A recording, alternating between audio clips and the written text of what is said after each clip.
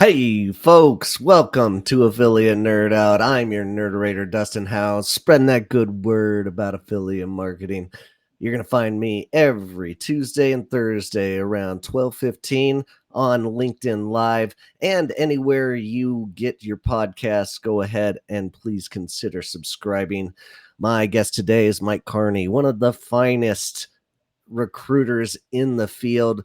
I've known him for years, and just such a pleasure to have him today talking about affiliate marketing roles in this industry. Thanks for joining me today, Mike, and welcome to the Nerdatorium. Thanks. I appreciate the invite. You're pumping out some great content, and it's a pleasure to be part of this. Fantastic. Hey, I really appreciate having you. I've known you for years, just meeting you at affiliate summits and being in the PMA together, and always admired the work you're doing, and well deserved on like the awards that you've gotten in this industry for generating a new way for people to get better positions and improve their own career. And so you're doing great work yourself, man. Oh, thanks. Appreciate that. Awesome. So today this is pre-recorded. We will not be live Q&A, so don't even try to put anything in that chat for questions to go live. But please feel free to drop some lines in that chat if you just want to make some comments about things. And Mike, without further ado, who are you? I've been in online for a long time. I'll keep it short and sweet. I started in 1997. My first job was actually for a recruitment advertising agency. That company bought Monster.com. Basically, I was selling online ads, or not online ads, newspaper ads, which were super expensive. Came out, Tuesday, Thursday, and Saturday, and then also selling online job postings. And the return on investment that we were getting from a job posting back then was phenomenal. And our business cards didn't even have email addresses on it. So, so I was like, I don't know what this internet thing is, but I think it's going to be insane. It's going to be like, it's just going to change the way the businesses can, reach consumers and, candidates. So then I got into full-time online advertising after that, did that for about 10 years.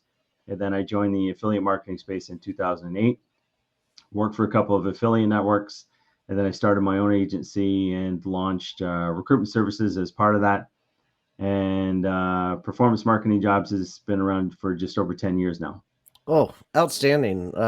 So while I was on ICQ and using Hotmail, you dived into this world of of the internet.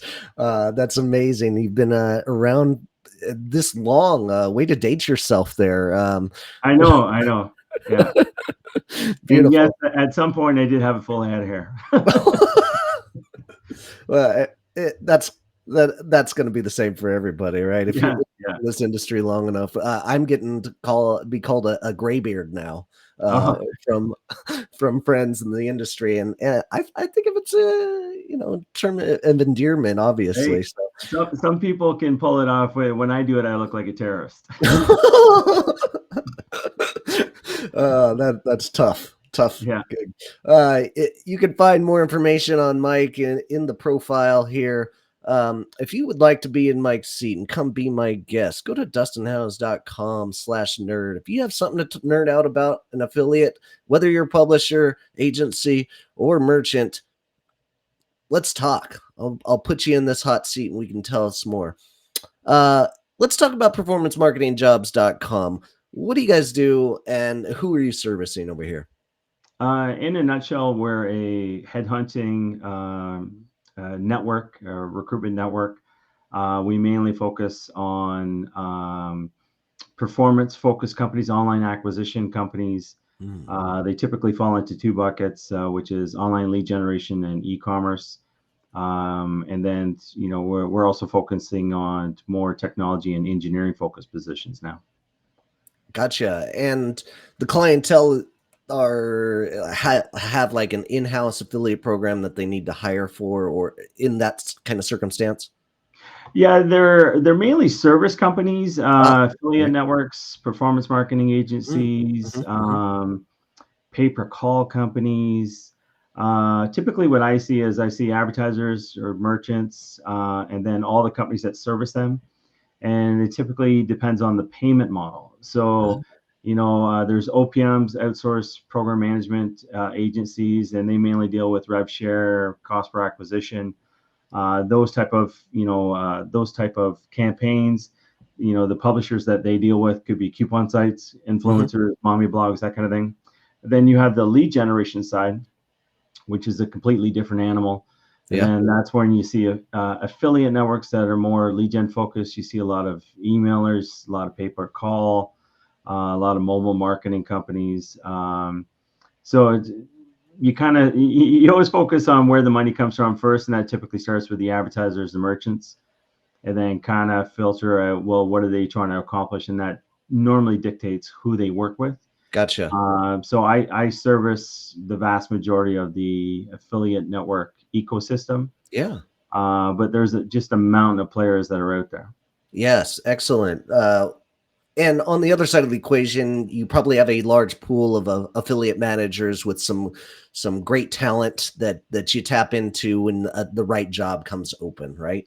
Yeah, absolutely. And that was one of the things that when I started the company, I had already been in the industry for about 3.5 years, 4 years. I was on the front lines of, two major affiliate networks, Media Trust and Epic, Hmm. which is the old Azoogle. And I would be the ones bringing the offers into the network and then working with affiliate managers to get traffic on the offers. So when I launched the recruitment service, I pretty much knew a good portion of the people in the industry that were either on the BD side or the affiliate management side, or possibly on the operations side. Excellent. All right. And so moving into like I've always questioned the difference between an affiliate manager and a performance marketing manager. And I would love to clear up like what's the difference that you see between these two fields? Sure. To start off, affiliate marketing, performance marketing are basically the same thing. The terminology changed over the years because about 10 plus years ago, there was a negative connotation with affiliates, Okay. affiliate marketing, but that was, back to the Dr. Oz and Oprah days, the Nutra, the trials, FTC, the whole bit.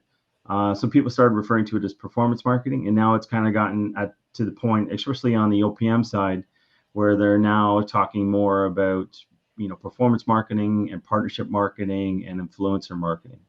Hmm. When Excellent. it comes to the actual titles, I'll quickly cover that. Is an affiliate manager typically is somebody who works on the service side, so they work for a performance marketing agency or affiliate network. An affiliate marketing manager is typically somebody who works in the marketing department at a advertiser or merchant. Great, great. And I guess on the side of like those worlds mixing, an affiliate manager can have some experience in affiliate, but the more experience they have on the influencer and other disciplines in marketing, maybe the more hireable they become down the line and more knowledgeable about the greater ecosystem of affiliate. Is that about right? Oh, for sure. Yeah, the more diversified experience that they have, Hmm. especially if they have fairly long stays within those type of companies, it definitely makes them more valuable because they might have relationships that somebody who just comes from a cost per lead focused background might have. Like when I came into affiliate marketing, it was kind of funny because I considered myself a web head back then, having been in online when online was new, and I'd been doing that for about 10 years. I thought, okay, I'll do pretty well at this. Like I understand online, but within the first week or two within affiliate marketing, I basically was like, okay, I don't know shit about affiliate marketing. I need to pay attention. And the terminology was different. The compensation models were different. And I worked with some really smart people at Valiant, which became Media Trust. Okay. And it was great to come to work and just be a sponge. And you kind of keep your mouth shut and you try to listen as much as you can. And that's what a lot of people need to do, is they need to ask more questions instead of boasting how they're going to blow up a campaign. It's more of, keeping the campaigns, live and thriving, and, delivering quality conversions for the advertiser or the merchant. Well said. And that's a great turn into our sponsor of the day. And that is Performance Marketing Manager. If you don't know all the shit about performance marketing, I am happy to train you, because I have had 13 years of experience in this space, and a wide variety of opportunities have come across my door. I pound everything I know about performance marketing and affiliate marketing into 8 hours of video training, going over fundamentals, advanced tactics of affiliate management, everything you need to succeed. And once you're in this group, you are in my community and my inner circle, and I am going to go out there and help you find a job that is better suited for your skill set. And I am going to do my best to get you to that next level so that you're making more money. And then you can go over here to Mike and tell him, I'm ready for that next step in my career. So go to performancemarketingmanager.com to learn more there. Mike, switching gears, what is the affiliate job market in affiliate looking like right now? What are you seeing out there? It's definitely a lot more competitive on the candidate side. Some candidates were working for more like ad tech oriented companies, but they do have affiliate marketing experience. And there was layoffs with some ad tech companies. So there's more candidates on the marketplace, and there's less openings. Okay. And that's why it's definitely very important to, have a strong LinkedIn profile and a strong resume. And then obviously, network with, folks like myself or you to try to get connected to folks before they launch a job posting. Gotcha. And that job market more competitive, is that because there's so many people in affiliate marketing at this point? I felt like just like 1 or 2 years ago, it wasn't that hard to get a job in affiliate marketing, but you're saying like more people might be getting laid off lately and are looking for new opportunities. Well, there's more experienced people out there right now, which is fairly new, at least in my experience, that, there are some quality candidates out there. It's just whether or not employers can find them before they get picked up by another company. Yes. Awesome. And in general, the jobs in this market, what would you say maybe even the percentage might be of these jobs being remote work rather than going into an office? It would be hard to nail down an exact percentage. I know on a grand scale outside of our industry, the amount of people who are fully remote within performance marketing is extremely high. The vast majority of people are very good at what they do. They've been working remote for quite a few years, and they have no interest in commuting to anywhere. Yeah. What I mainly see is there are still some companies out there that prefer to hire in-house only, but in-house only is mainly focused on junior level positions. Okay. Where you're hiring mainly because of personality versus experience.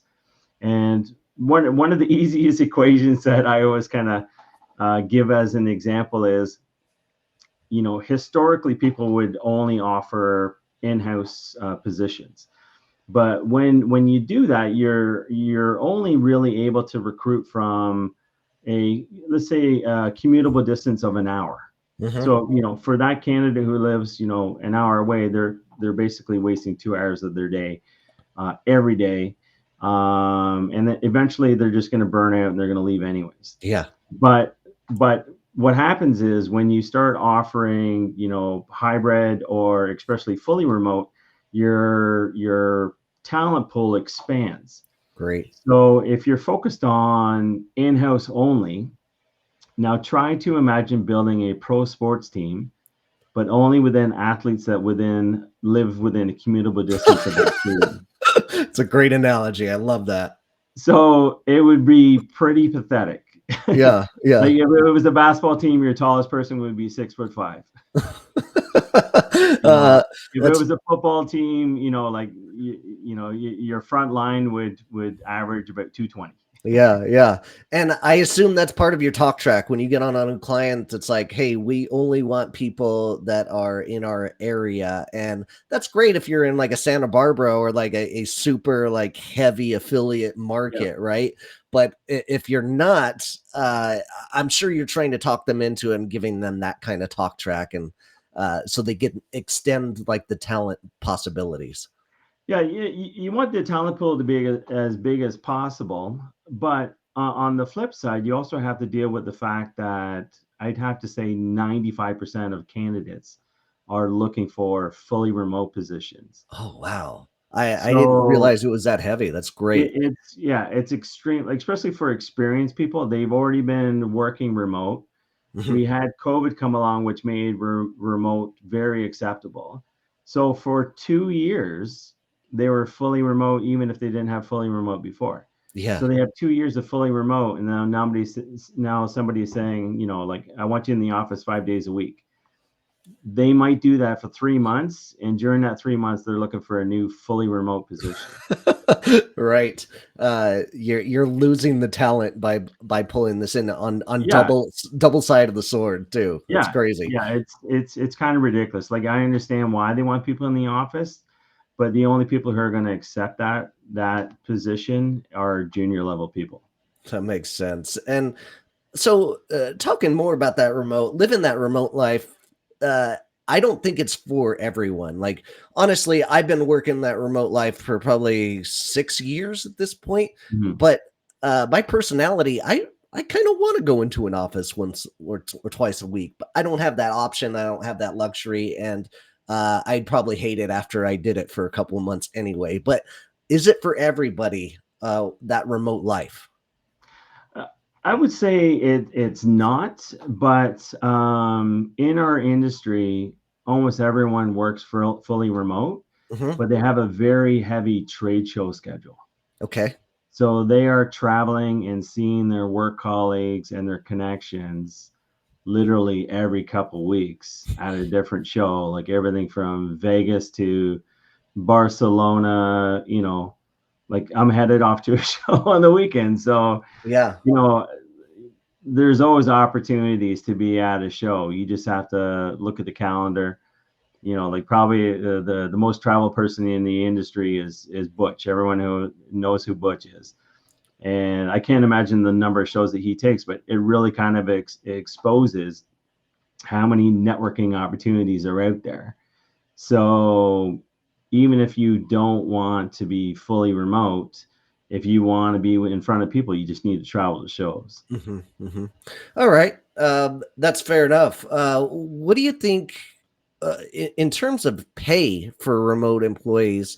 Does it matter where you live in the United States or globally, for that matter? Like, is the pay scale for affiliate managers different in the remote lifestyle than it is for an in-house, like coming to the office role? It wouldn't be different comparing in-house to remote, but the pay would be different depending on where the candidate lives.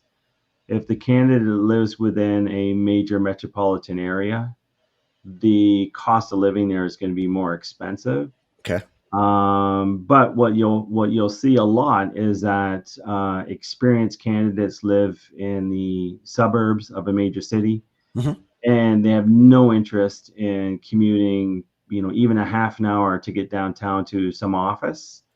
Yeah. So their pay wouldn't change, but it might be more expensive to live in that city or live in that area, Okay. and they expect to be paid more, and they'll just hold out until they find an employer, obviously, that will pay them a competitive wage. That's fair. And speaking of wages, like what's a pay scale for affiliate managers? Like a junior, a kid just getting out of college, what can he expect to make, and what can a 10-year plus vet expect to make in the affiliate realm? Juniors, I don't really get involved with that much, Yeah. but typically you could probably get somebody for 50 to 65,000 salary. Okay. and then commissions on top of that. Intermediate is kind of the next level. That's somebody who has maybe 3 to 5 years of experience in the space. They're typically making like 75 to 85 is kind of the norm. All right. And with us being in the performance marketing industry, there's a lot that can be made based on performance. Ah. So you can make tens of thousands of dollars on the commission side. And then most experienced people, they're making 80K and above, right? And if Okay. they're managing people, they can be making 120 plus on the salary side if they're managing a team. Mm-hmm. Okay, gotcha. And as far as those performance bonuses and commissions you're talking about, what could you expect? I've always had like a gold standard of 25% of uh, your salary should be an attainable bonus, depending on how good you are at your job. Is that about a right answer to that, or do you see more? Do you see less? Yeah, it's normally like the way that I look at it is, what is the total comp? And then, Hmm. 60% of that could be your salary and Okay, 40% could be commission. I see. Okay. And it would depend. It varies greatly from the OPM side to the lead gen side. There's actually more earning potential on the lead gen side than there is OPMs. Because the commission structures are fairly small from what I've seen over the years Hmm. with OPM agencies. Ah, Um, but there's normally, a quota per quarter, and there's typically what I recommend is a graduating commission scale based on their accomplishment versus quota. So interesting. that could be anywhere from 2% to 10% based on how much profit volume they bring in that month, that quarter. Okay, that's some great information that people can use out there that are looking to hire that next affiliate manager. What they can expect when they do hire an in-house manager. That's great insight. Thank you, Mike. Switching gears a little bit here, I want to talk about what makes a person more hireable. What are some of those big tips you're looking for when you're looking out there at resumes and LinkedIn profiles? The biggest thing is a successful track record. Hmm. Okay. That's where a lot of people miss out is, when I was in the affiliate industry, like when I first started out, I had a mountain of clients. Like I was signing all kinds of advertisers, bringing in deals and stuff. And luckily for me, I sat beside an industry veteran who had two clients and was, bringing in like $500,000 of, gross profit per month. And I'm like, how the heck are you doing this? And it just comes down to knowing the competitive pressures per offer category, negotiating with your advertiser. Like if they want the herd of affiliates to run in their direction, give them a mountain of traffic. If they want to get, a high volume of, Hmm. consumer conversions, they have to have a competitive offer. Okay. They have to have one that converts well, pays well, allows, as many traffic sources as possible. And the person who is able to do that research and figure out how to make a competitive offer, and then for the advertiser to make an offer that they could possibly have an upsell in the back end so that they can have a higher lifetime value on each conversion, that allows them to pay more Okay. on the front end. So yeah, just being able to figure out, well, how do you make a great offer, and how are you able to network that offer to attract traffic or affiliates Hmm. to promote the offer on a performance basis. All right. So when you're somebody that's looking for a new position and you get your interview with either the hiring manager or somebody else within the company, what's a good idea of like how to be best prepared for that interview? Like you were saying, like having numbers prepared and ideas for Mhm. that product or whatever company you're working for might be a good idea. Is that something you need to be prepared for to answer at those interview questions? Yeah, absolutely. Anybody who's been involved with sales, like I was in professional sales for over 20 years, Okay. right? Any salesperson on the planet knows their numbers. Hmm. So, if somebody said to me, what does your pipeline look like? I could say, well, right now I think I'm going to bring in X. I'm probably going to close X percentage of that. What deals are close to closure? Like, every aspect of your sales funnel. You know that you need to, pump in additional prospects. So when somebody says, oh, you worked at, so and so network for 2 years, how long did it take you to ramp up? What kind of challenges did you have there? What kind of offers did you run? Where did the majority of your revenue come from? Like, which type of publishers or which type of traffic? Like, you need to know everything about how you generated profit volume. And then on the flip side, like, if you're the candidate, you need to do your research before you go and have these conversations with these companies of, well, what can I find on social media about this company? How long have people typically been there? Like, what's the average tenure per employee? How long has the company been around for? Who's the leadership team? What shows do they go to? When I go to a show, do I see a big booth? Do I see a small table? What do I see? Dive into discussion threads. What are people saying about this network? Do they pay their bills? Oh, What offers do they typically run? What's the feedback that people are giving them on their post? So, when somebody in an interview, like, an employer will say, do you have any questions for us? Have some great questions. okay, great. The interview goes both ways. But, you have to do your research to figure out, well, what's a great question to ask them that will give me what I need to know of whether or not I should say yes if they offer me the position. Okay. Great tips there. I love that. I've one of my favorite interview questions of all time. David Vogelpool asked me this when he hired me in his agency. His first question to me: "Are you smart?" And and he was just trying to get me on my toes and figure out like how I answered it. And he always told me like he's never hired anybody that said no. And immediately my answer is I'm just self-confident in myself. I'm like, absolutely, yeah, I wouldn't have got this far in life. I wouldn't be in this interview if I wasn't smart. Of course I'm smart. Like, but I always love that question and like setting that tone in the interview early. Is that something you suggest for people that are interviewing people that they're hiring? I'm not a huge fan of like whatever, what's your favorite animal? Like, Yeah. Okay. I'm not a fan of that stuff personally. Like, I think at the end of the day, it's kind of like, what do you like about our company? Okay. Like, that question right there will showcase whether or not they've done any research. Ooh, great point. Why did you apply to us? Why are you on the markets? Why are you looking to leave your current employer? Like, those type of questions will kind of open up of, well, what's the motivation of them applying to us? What weren't they getting that they could possibly get with us?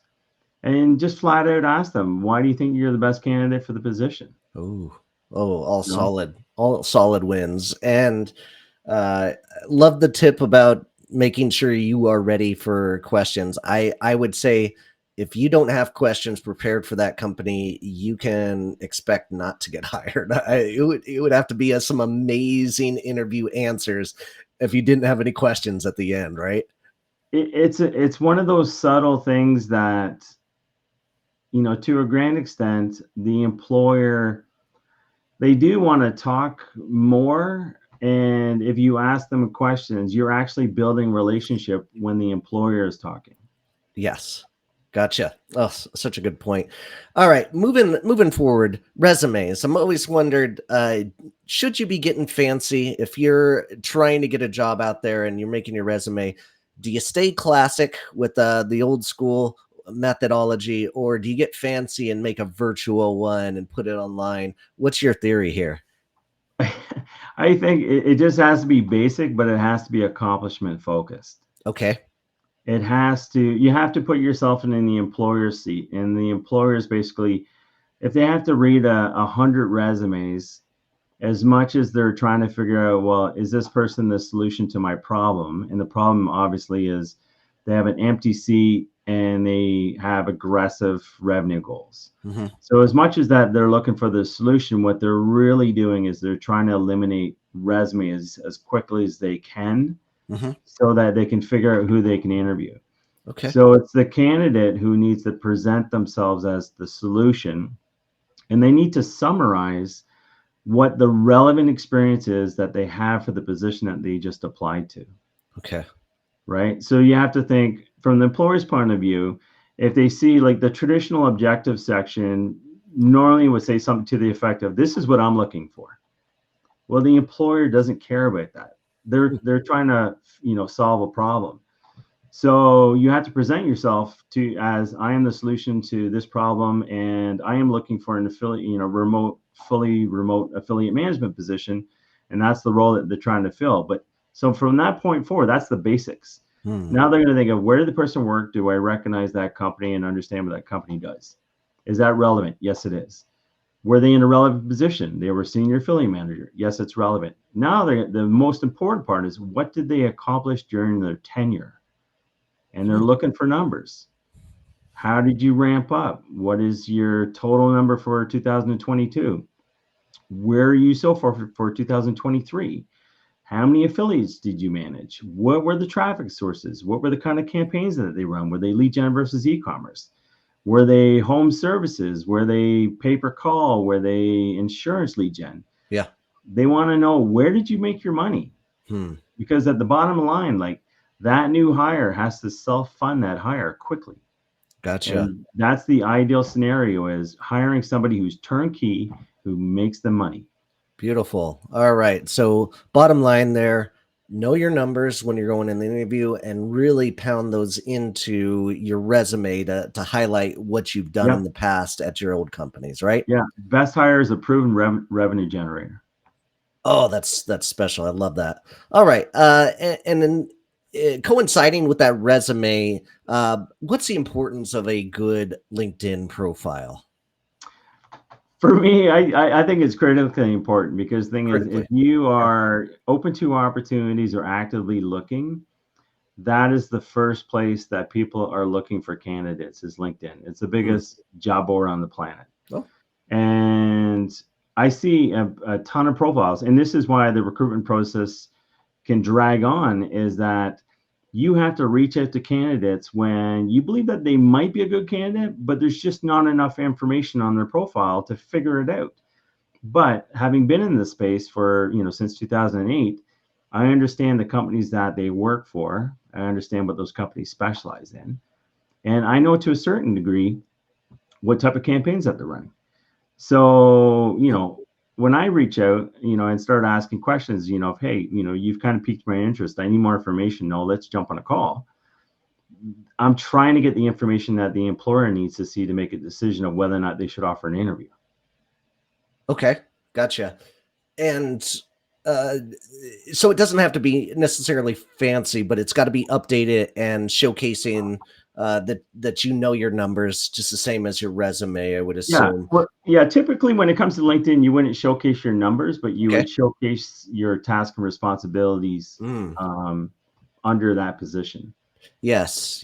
And that's because they might have an existing job and they don't want to show their employers that they're looking for new stuff, right? Okay. Yeah, absolutely. That makes sense. So speaking of what employers are looking at, one of the things I like to say is, I'm not extremely hireable. Like, I have a lot of entrepreneur in me, and I have a lot of content out there. And I've always known that my entrepreneur aspirations make me much less hireable. But is that the case for everyone? Do all employers not want entrepreneurs, or do some employers want entrepreneurs? What would you say, like, a percentage would be? The percentage would be low in regards to employers wanting, if they had a chance of hiring somebody who was traditionally an employee versus an entrepreneur, they would typically go with somebody who wants to be an employee, who has a track record of being an employee. But where entrepreneurs might have an advantage over other people is for senior management positions, because they have clearly identified that they have a track record of essentially getting shit done and making money. Yeah. And at the end of the day, you want somebody who is a creative thinker and who is insanely driven, Hmm. to a certain extent, to prove a point that they can be successful with little to no help. Okay. And there are companies, and there are smaller entrepreneurial companies that need people to wear 1,000 hats. Uh, They need somebody to come in and showcase, well, how are we going to make money? Like, we need to launch a new division. In those cases, it's good to hire an entrepreneur who wants to be part of a team and wants access to more resources, but also wants to leverage their creative thinking and mhm. kind of like their driven personalities to launch a new venture. Gotcha. Okay. That makes a lot of sense. And I always cater, if I am applying for a job, I would be catering my resume to what I think they're looking for as well. Like if you're looking for those many hats, that entrepreneur Mhm. experience might be a good fit, right? You might want to put that in, but you might want to leave it out on some resumes, I would assume. Yeah, you should always create a customized resume to the audience that you're sending it to. Okay. Excellent point.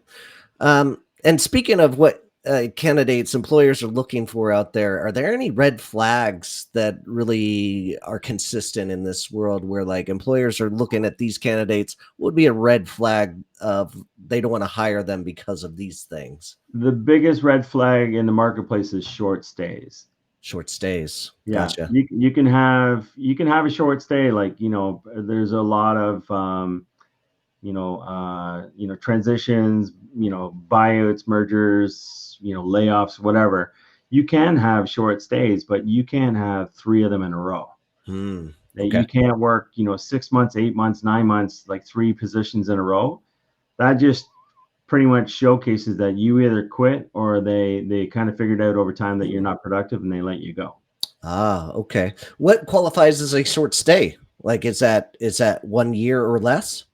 No, close to 1 year is decent. Okay. I would say like 6 months or less is a deep red. 6 to 9 months is worth the question of what happened, Okay. and then 1 year is a decent amount because there's a high turnover rate in our industry because a lot of people Mm, burn out. I gotcha. Like if you said to somebody, "Hey, I need you to go to 25 shows and I need you to travel internationally," and oh, by the way, you have a small family at home.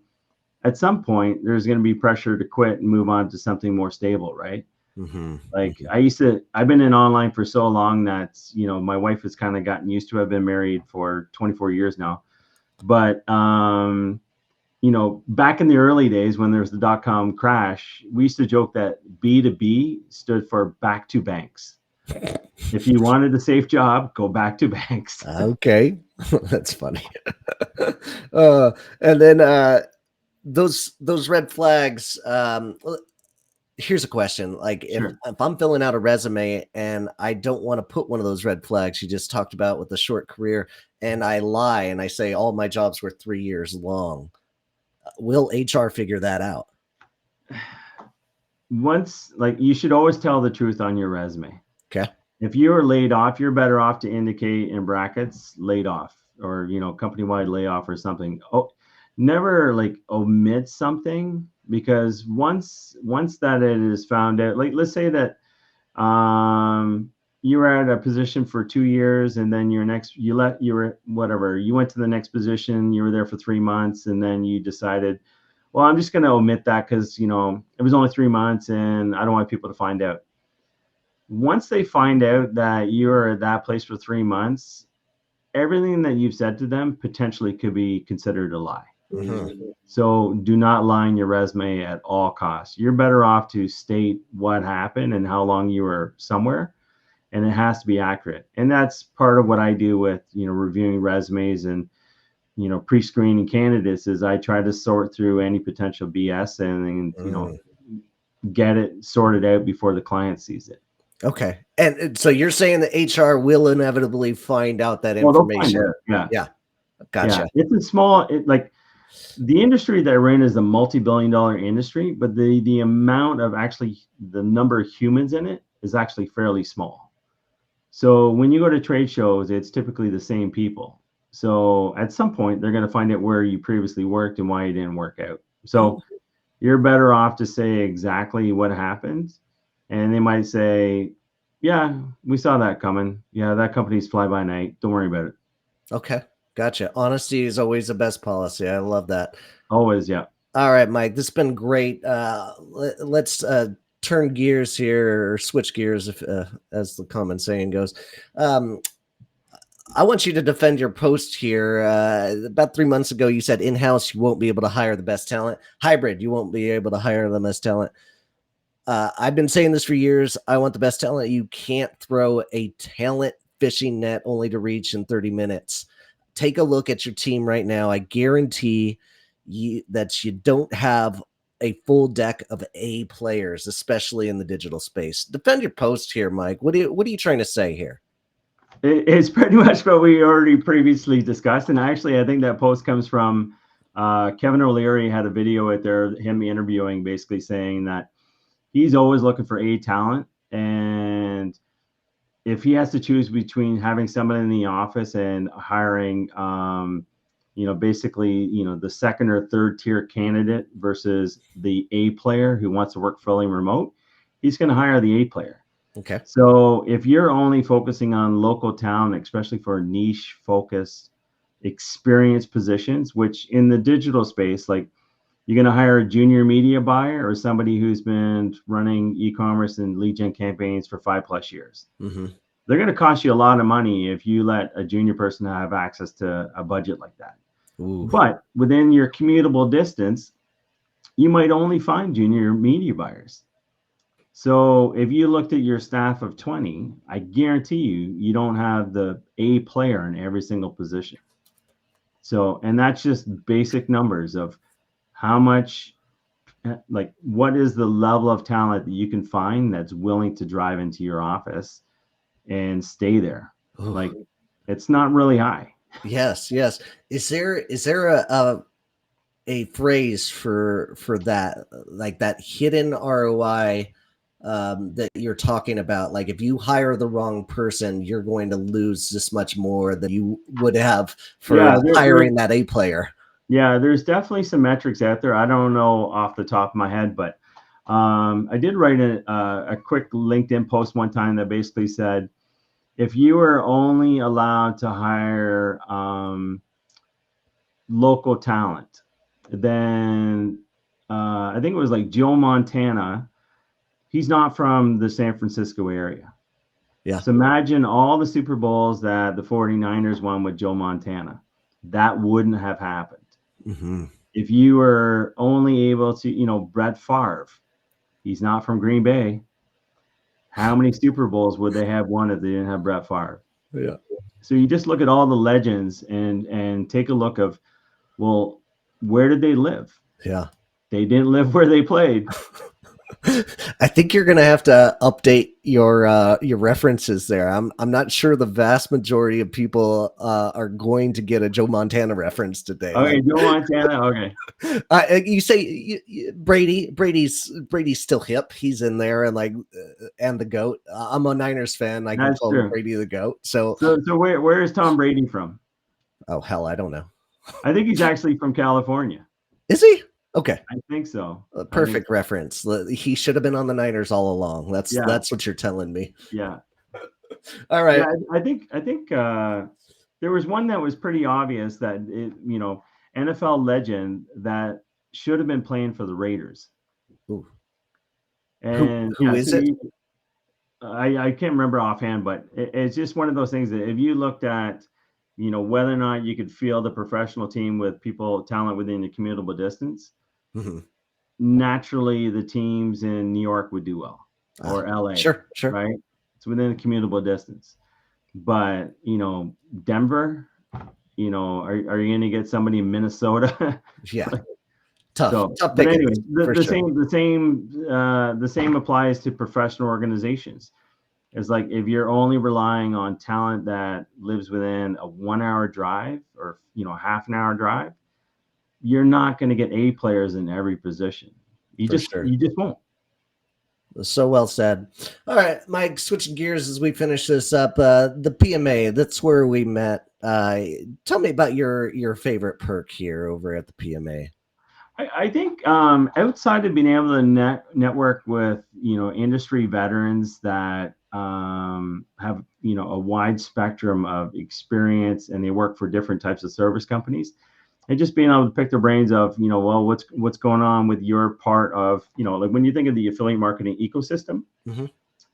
People in the PMA, they come from different parts in the ecosystem. Yeah. So it's interesting to pick their brain and saying, well, what's relevant with you guys? Like, are people hiring? Is there a slowdown? Like, and then one of the things that I think is just an automatic is that you get a free ticket to Affiliate Summit Yes. once a year. So that alone is the reason to join. Is just like you join, you get access to all these industry veterans. You can join committees and have a say on different things, from compliance to promotion of the industry, to going to the PMA brunch at Yes. Affiliate Summit on a free ticket. Yeah, it is such a no-brainer, and it's so weird that we're always plugging this to push it more people to get in this, but like they are my favorite organization to be a part of. Like, you need to be a part of the community if you want to continue your education, and the PMA.org is one of the greatest out there. So thanks for sharing that segment and all this information today. This has been great. And what's the best way to connect with you, Mike? Probably the best way is through LinkedIn. Okay. I've been, I think LinkedIn, I was like one of the original users. I think my user ID is like maybe about 17,000 Wow. of LinkedIn. So if you just type in Mike Carney, you'll find my profile pretty quickly. Or you can send me an email at hire, HIRE, at performancemarketingjobs.com. Excellent. Okay, I will add the link into the profile of this video as well for those out there that want to see it and get a hold of Mike. Join me on Thursday, Affiliate Nerd Out. Igor Kefetz. I'm never going to get it right, Igor. I'm so sorry. But Igor is coming in talking about email farming and JVs, and it's going to be a really incredible story. So please join me for that. And if you would like to see my game plan for how I launch affiliate programs, go to dustinhouse.com/checklist and check out that free resource.